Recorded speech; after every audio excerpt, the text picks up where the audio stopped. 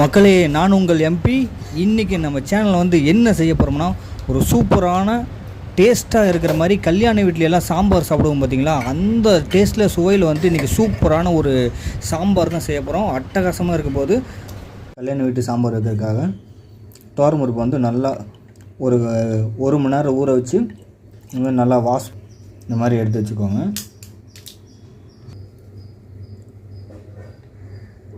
இதோட ஒரு 1/4 table spoon மஞ்சள்தூள் சேர்த்துக்கோங்க. அப்புறம் பருப்பு வேகிறதுக்காக கொஞ்சமாக உப்பு கொஞ்சம் சேர்த்துக்கோங்க. பருப்பு வேகிறதுக்காக கொஞ்சமாக லைட்டாக சமையல் எண்ணெய் வந்து லைட்டாக பருப்பில் சேர்த்துக்கோங்க. பருப்பு வந்து நல்லா சாஃப்டாக வரும். விசில் வரும்போது பொங்கி வராது. அவ்வளோதான். இதை வந்து நல்லா ஒரு 5 விசில் விட்டு பருப்பு வந்து நல்லா சாஃப்டாக வேக வச்சு எடுத்து வச்சுக்கோங்க. துவரம் பருப்பு வேகிற கேப்பில் நம்ம வந்து இந்த குழம்புக்கு மசாலா ஒன்று அரைச்சி எடுத்துக்க போகிறோம். மசாலா அரைச்சி தான் ஊற்றி செய்ய போகிறோம். அதுக்கு தேவையான அளவு கொஞ்சமாக லைட்டாக எண்ணெய் ஊற்றினா போதும்.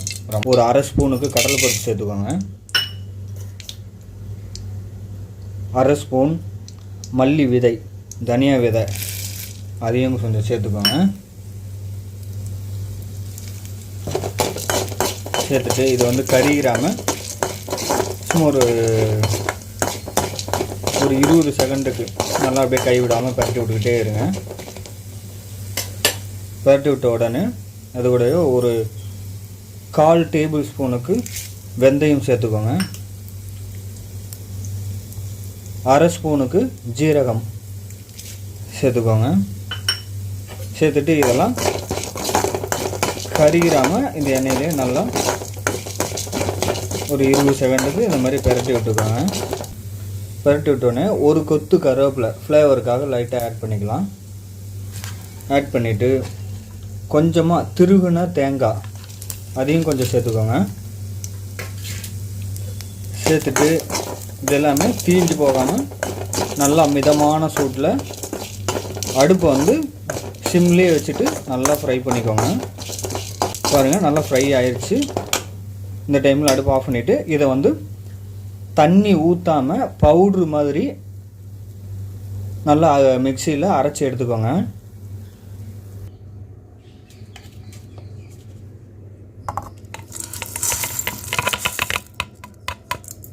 பாருங்கள், வறுத்ததை வந்து நம்ம மிக்சி ஜாரில் சேர்த்து நல்லா ஒரு தண்ணி இல்லாமல் பவுட்ரு மாதிரி நல்லா அரைச்சி எடுத்து வச்சுக்கோங்க. இதுதான் வந்து நம்ம சாம்பாருக்கே முக்கியமான பவுட்ரு. இப்போது குழம்பு வைக்கிறதுக்காக அடுப்பு பற்ற வச்சுட்டு ஒரு பேன் ஒன்று வச்சுக்கோங்க. அதில் கொஞ்சமாக தேவையான அளவு ஆயில் சேர்த்துக்கோங்க. சாம்பார் தானே, அதனால் வந்து ஆயில் வந்து அதிகமாக தேவைப்படாது, பார்த்து கொஞ்சமாக சேர்த்துக்கோங்க. சேர்த்துட்டு ஜீரகம் வந்து ஒரு 1/4 ஸ்பூனுக்கு சேர்த்துக்கோங்க.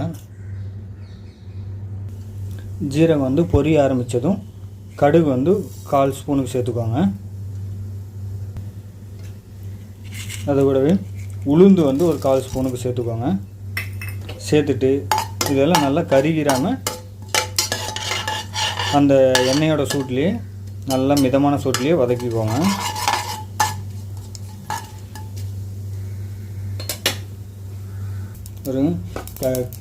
கடுகும் உளுந்தும் பொரிய ஆரம்பித்ததும் இந்த மாதிரி ஒரு 2 வரமிளகா வந்து நீட்ட மிளகா அதையும் சேர்த்துக்கோங்க. சேர்த்துட்டு அதையும் ஒரு பெரட்டி இந்த மாதிரி ஒரு 2 பெரட்டி விட்டுக்கோங்க. விட்ட உடனே வெங்காயம் வந்து ஒரு சின்ன சைஸாக 2 வெங்காயம் அதை வந்து இந்த மாதிரி பெருசாக கட் பண்ணி வச்சுருக்கேன், அதையும் சேர்த்துக்கோங்க. இந்த மாதிரி சேர்த்துட்டு வெங்காயம் வந்து நல்லா செவந்து வரணும், அந்த அளவுக்கு வதக்கிக்கோங்க. பாருங்கள், வெங்காயம் வந்து வதங்கிட்டு இருக்கிறப்பவே கருவேப்பிலை வந்து ஒரு கொத்து கருவேப்பிலை இந்த மாதிரி உருவி சேர்த்துக்கோங்க. அது கூடவே இடித்த பூண்டு வந்து இடித்து சேர்த்துக்கோங்க. இடித்து சேர்த்துக்கிட்டிங்கன்னா நல்லாயிருக்கும், நல்லா வாசனையாக இருக்கும், குழம்பும் டேஸ்ட்டாக வரும். இந்த வெங்காயம் அந்த பூண்டோட பச்சை வாடை போகிற வரைக்கும் நல்லா வதக்கிக்கோங்க. வெங்காயம் வந்து நல்லா செவந்து வெந்து வந்ததும் காய்கறிகளை வந்து சேர்த்துக்கோங்க. காய்கறி வந்து கேரட்டு, பீன்ஸு, பூசணிக்காய், இந்த மாதிரி உங்களுக்கு பிடிச்ச காய்கறிகள் என்ன இருக்கோ அது எல்லாமே சேர்த்துக்கலாம். எந்த காய்கறி வேணாலும் சேர்த்துக்கோங்க. உங்களுக்கு பிடிச்ச காய்கறியை, சாம்பாருக்கு தேவையான காய்கறிகள் உங்களுக்கு என்ன காய்கறி பிடிக்குமோ அதை சேர்த்துக்கோங்க. சேர்த்துட்டு இது ஒரு 10 நிமிஷத்துக்கு இந்த காய்கறிகள் வந்துட்டு அந்த எண்ணெயிலேயே நல்லா வேக வச்சுக்கோங்க.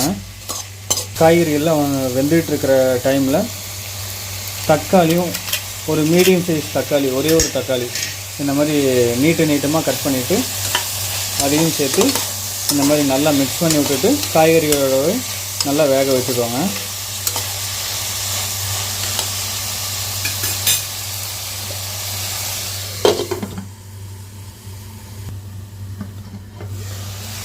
ஒரு 10லேருந்து 15 நிமிஷமாக வெந்துக்கிட்டே இருக்குது. இந்த டைமில்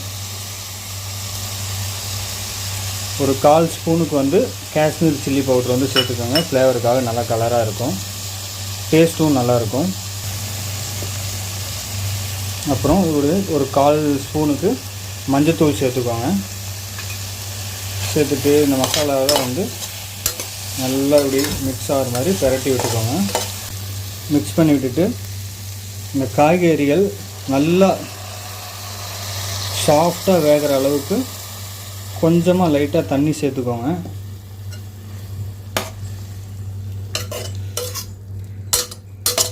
தண்ணி சேர்த்துட்டு அடுப்பை வந்து ஹையில் வச்சுக்கோங்க. வச்சுட்டு காய்கறிகள் வந்து நல்லா பூ போல் சாஃப்டாக வேக வச்சு எடுத்துக்கோங்க. ஒரு 10லேருந்து 15 நிமிஷமாக நல்லா வெந்துகிட்ருக்கு.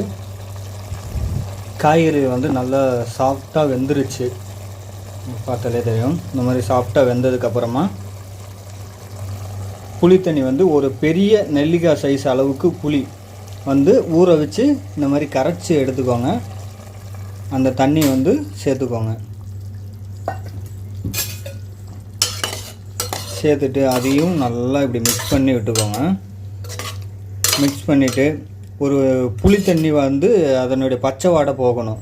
அதனால் ஒரு 2 கொதி விட்டுக்கோங்க. பச்சை வாடையெல்லாம் போயிடும். மூடி வச்சு ஒரு 2 கொதி விட்டுக்கோங்க. பாருங்கள், ஒரு 2 கொதி வந்துருச்சு. புளியோட பச்சை வாடையெல்லாம் போயிருக்கும். இந்த டைமில் சாம்பார் தூள் வந்து 1 டேபிள் ஸ்பூனுக்கு சேர்த்துக்கோங்க. கரெக்டாக இருக்கும். சேர்த்துட்டு அதையும் நல்லா இப்படி மிக்ஸ் பண்ணி விட்டுக்குங்க.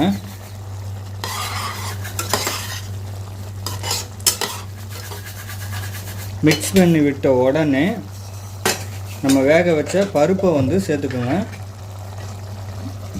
இந்த மாதிரி குக்கரில் அப்படியே வேக வச்சோம்னா அந்த பருப்பை வந்து அப்படியே இது கூட சேர்த்துக்கோங்க.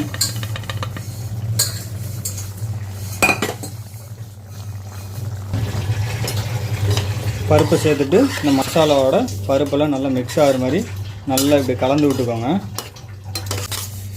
கலந்து விட்டுட்டு இதை வந்து நல்லா ஒரு கொதி மட்டும் விட்டு எடுத்துக்கோங்க. நல்லா கொதி வந்துருச்சு, சூப்பராக வாசனை வருது.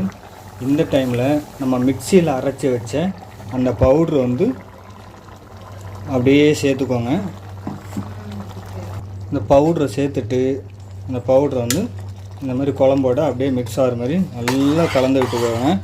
பவுட்ரு போட்டுட்டு நம்ம கலக்கும் போதே தெரியும், வாசனை சூப்பராக வரும். அப்படியே கல்யாண வீட்டில் இருக்கிற சாம்பாரோட வாசனை வந்து செம்மையாக சூப்பராக வரும், கம்மன்னு.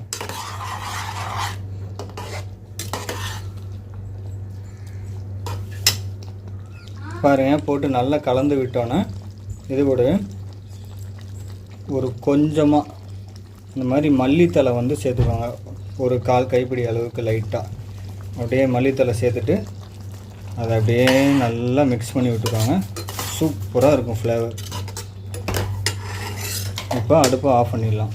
ஒரு சூப்பரான கல்யாண வீட்டு சாம்பார் வந்து ரெடி.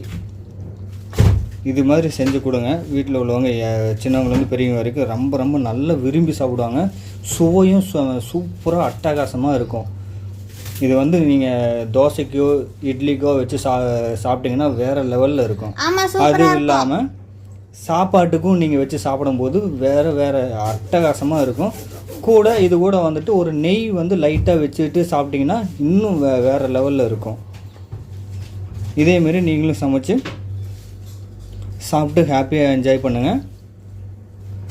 நம்ம சேனலை வந்து மறக்காமல் சப்ஸ்கிரைப் பண்ணி சப்போர்ட் பண்ணுங்கள் மக்களே. வீடியோவுக்கு வந்து லைக்கை போட்டு சப்போர்ட் பண்ணுங்கள். நம்ம வேறு ஒரு வீடியோவில் சந்திப்போம். பாய்.